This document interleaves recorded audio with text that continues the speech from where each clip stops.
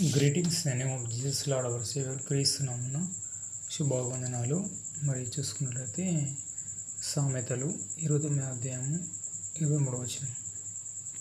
ఎవని గర్వము వాని తగ్గించును, వినయ మనస్కుడు ఘనత నొందును. చూసారా, ఇక్కడ వినయ మనస్కుడు ఘనత నొందును. చూసుకున్నట్లయితే చాలామంది ప్రవక్తలు ఉన్నారు ప్రపంచవ్యాప్తంగా.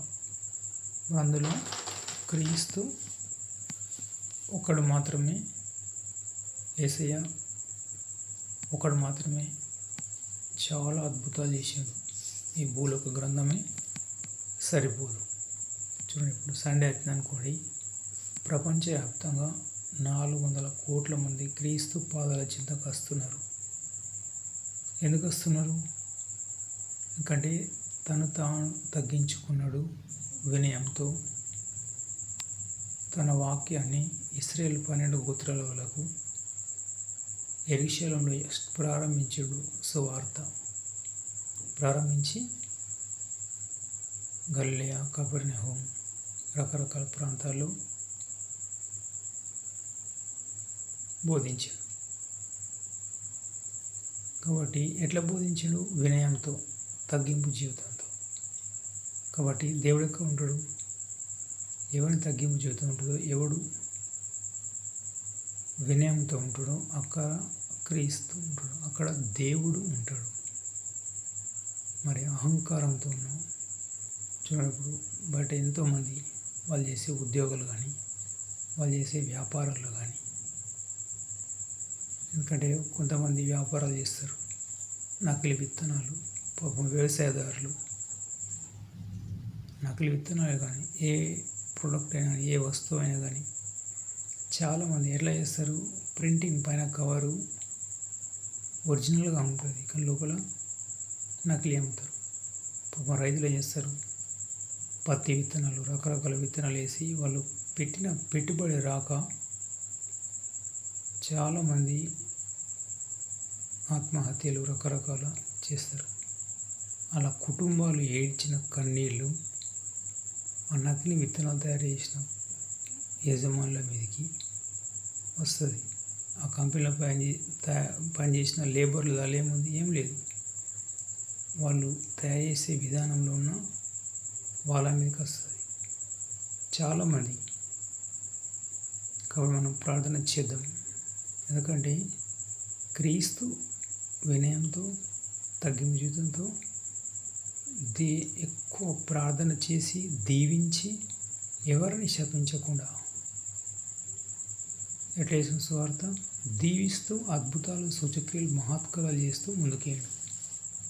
కాబట్టి మీరు ఏం చేసినా, వ్యాపారాలు, మీకు ఇండస్ట్రీ ఉన్నా కానీ దయచేసి ఇతరులకు మేలు కలిగేటట్టే ఉండాలి.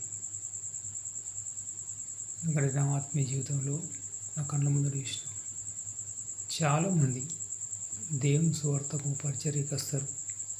చూడండి, మదర్ తెరెసా వచ్చినప్పుడు యుగోస్లేవియా అనే దేశం నుంచి, యూరోప్ కంట్రీస్ నుంచి చాలామంది వచ్చారు. అమ్మాయిలు దేవుని సేవ మేము చేస్తామని మిషనరీస్. అప్పుడు బ్రిటిష్ పరిపాలన, చాలామంది యూరోప్ కంట్రీస్ బ్రిటిష్ పరిపాలన కంటే ముందు నుంచే సువార్తకు వస్తారు.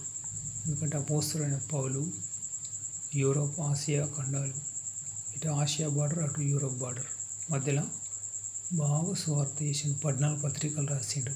కాబట్టి అక్కడ ఇంటికి ఒకరు దేవుని సేవకు ఉంటారు. కొందరైతే అపోస్తలుల కార్యం 5వ అధ్యాయం ఉంది కదా,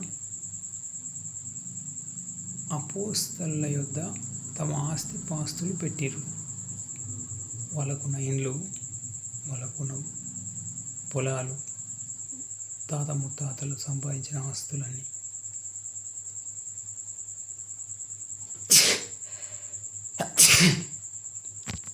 అప్పుడు ఏమైంది? దేవుని సువార్త ఎక్కువగా స్ప్రెడ్ అయిపోయింది. అక్కడ ఇంటి గ్రామాలు, మండలాలు, జిల్లాలు, మొత్తం రాష్ట్రం అంతా క్రైస్తవ రాష్ట్రాలు అప్పటి రోజులలో. మరి మదర్ తెరిసా వచ్చినప్పుడు దేవుని సువార్తకు ఎంతోమంది వచ్చారు. కానీ అక్కడ కొంతమంది మాత్రమే ఘనతతో, వినయంతో, జాలి, కరుణ, దయతో చేసిరు సువార్త. ఎవరైతే సువార్త చేయలేరో, జాలి లేక, కరుణ లేక, వాళ్ళ సేవ ఫలించలేదు. ఎందుకంటే మీరు ఏ పని చేసినా, ఏ వ్యాపారం చేసినా, ఏం చేసినా కానీ అక్కడ ఏముండాలి? జాలి, కరుణ, దయ అని ఉన్నాయనుకోండి, ఖచ్చితంగా మీకు ఎవర్ లాస్టింగ్ లైఫ్. మీరు చేసే పని 2-3 తరాలు కాదు, 100 తరాలు వర్ధిల్లుతుంది. చూసారా, క్రీస్తు చేసిన సువార్త ఇప్పుడు ప్రపంచవ్యాప్తంగా కొన్ని తరతరాలు వర్ధిల్లుతున్నది. దినదినము క్రీస్తు సువార్త స్ప్రెడ్ అవుతుంది.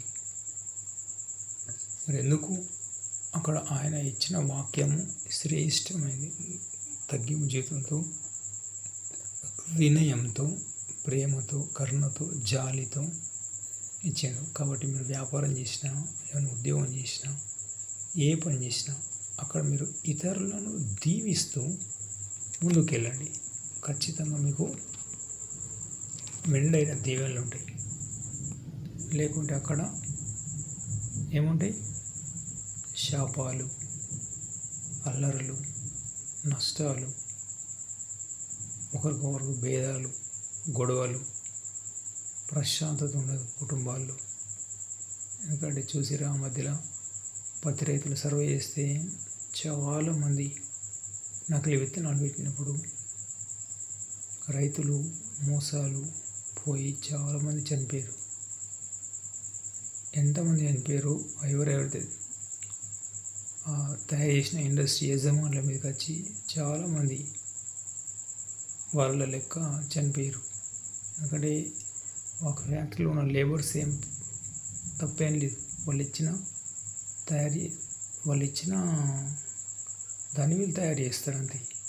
కాబట్టి క్రైస్తవులు మీరు ఏం చేసినా, మీరు చాలామంది ఇప్పుడు సర్వే జరుగుతున్న సెన్సెస్, పాపులేషన్ కౌంటింగ్ వచ్చినప్పుడు మేము క్రైస్తవులమని ట్రిక్ చేస్తారు.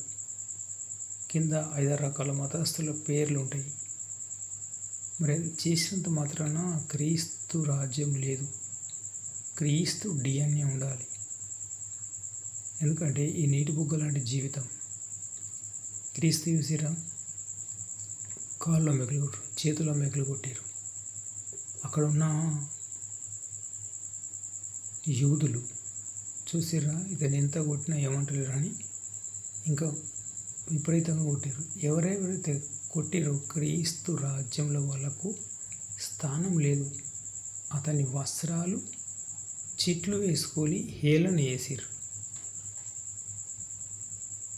చూసారా, అతని వస్త్రాలు, యేసయ్య వస్త్రాలు చింపి చిట్లు వేసుకున్నారు. Please test your self, how is your spiritual life. యాజకులను వినయంతో గౌరవించి అట్లుంటున్నారా? లేకుంటే వాళ్ళ వస్త్రాలను చింపి చిట్లు వేసుకుంటున్నారా? రహస్యమైనది బయలుపరచబడకపోదు. క్రీస్తు ఏమన్నాడు?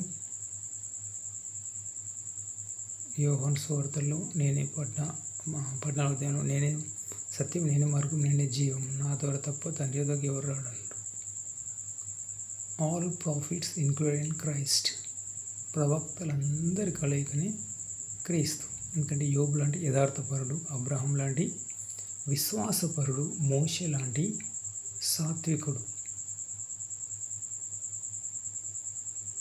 దావీదు లాంటి శత్రుప్రేమ గలవాడు, ఏలియా లాంటి అద్భుతాలు జరిగినాయి. అన్నీ సృష్టి ప్రారంభం నుంచి యేసయ్య వచ్చినంత వరకు ప్రవక్తలలో ఉన్న క్వాలిటీస్ అన్నీ ఒక యేసయ్యలో ఉన్నాయి. కాబట్టి నువ్వు ఇప్పుడు యేసయ్య వస్త్రాలు చించుకొని యేసయ్యను కింద నుంచి పైకి కొండెక్కుతున్నప్పుడు కొరడాలు వేస్తున్నావా?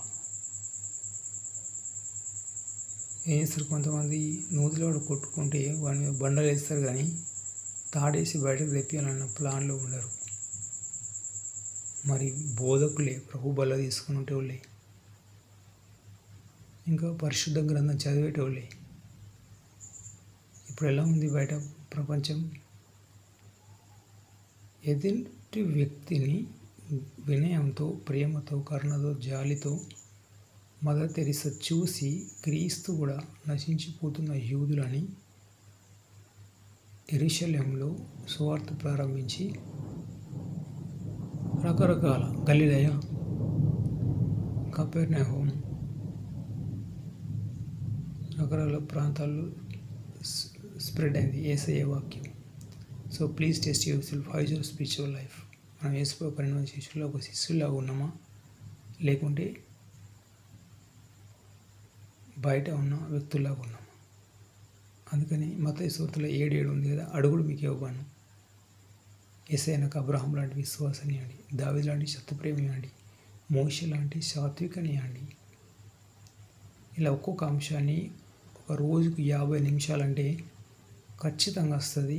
మనం దీవించబడతాం, ముందుకెళ్తాం. దీవిస్తే దీవెనలు, శపిస్తే శాపాలు.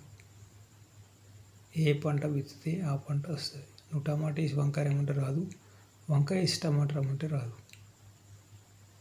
ఎంత నీటి బుగ్గలాంటి జీవితం, ఇంతలో కనబడి అంతలో నాశనమే, మాయమయ్యే లాంటి జీవితం. కాబట్టి క్రీస్తులని ప్రేమ కలిగి ఉండండి. మత్తయి సువార్త 7:7 ఉంది, అడుగుడు మీకు ఇవ్వబడును. యేసయ్య మీలాంటి దయగునియండి, మీలాంటి దయగునియండి. మీరు కాల్ చేస్తున్న సమయంలో, మీరు ఖాళీ సమయంలో, ప్రయాణాల సమయంలో, ఇంకా ఏ సమయంలో అయినా కానీ, బస్సు ప్రయాణం ఉన్నారా, కూర్చొని అడగండి, లేకుంటే ప్రార్థనలో ఉండండి. యేసయ్య మీలాంటి యథార్థత, మీలాంటి సాత్వికం, మీలాంటి దయాగుణం, మీలాంటి దానగుణం నాకు ఇవ్వండి. ఎందుకంటే చాలామంది పడిపోయేది ఎక్కడ? ప్రార్థన లేక. ప్రార్థన లేకనే పతనమైపోతారు. దావీదు మహారాజు చూడండి, రాజు అయ్యేంత వరకు దేవునికి ఇష్టంగా ఉంటాడు, రాజు అయిన తర్వాత పడిపోతాడు. సౌలు అంతే. ఎవరే కానీ ప్రవక్తల చేత అభిషేకించినంత వరకు మంచిగా ఉంటారు. చాలామంది వారి వారి కష్టాలు, ఇబ్బందులు పోవాలని మందిరంకు కానీ, ఇంట్లో కానీ ఉపవాసంతో ప్రార్థన చేస్తారు, కన్నీటితో ప్రార్థన చేస్తారు. వాళ్ళు ఉద్యోగం వచ్చిన తర్వాత, వాళ్ళ అప్పుల సమస్యలు తీరిన తర్వాత, ఇల్లు లేకుంటే ఇల్లు కట్టుకున్న తర్వాత మొదటి ప్రేమ ఉండదు. ఇల్లు కట్టుకునేంతవరకు ప్రభు నాకు ఇల్లు లేదు, ఇల్లు కావాలంటారు. ఇల్లు కట్టి దశమభాగం పని చేస్తారు. డబ్బంతా ఇల్లు పోతుంది. ఏమైనా అప్పులు ఉంటే అప్పులు తీరాలంటే దశమభాగంతో కాదు, నీ అప్పు తీరాలంటే దశమభాగం ఇస్తే నీ అప్పు తీరుతుంది. కాబట్టి before going to build your home, please ask for God as per the gospel of Matthew 7:7 what అడుగుడు మీకు ఇవ్వబడును. మత్తయి సువార్త 7:7 చెప్తుంది, దేవుని అడగండి మీరు ఇల్లు కట్టుకునే ముందు. మనిషి సంపాదన, సగం సంపాదన ఇల్లుకు పోతుంది. ఇల్లు కట్టదని నోవాహు చెప్పిండు. అబ్రహాం ఉన్న ఇల్లు విడిచిపెట్టిండు. యేసు 12 శిష్యుకు ఇల్లు లేదు, యేసయ్యకు ఇల్లు లేదు, యేసయ్యకు ఎకరం భూమి కూడా లేదు.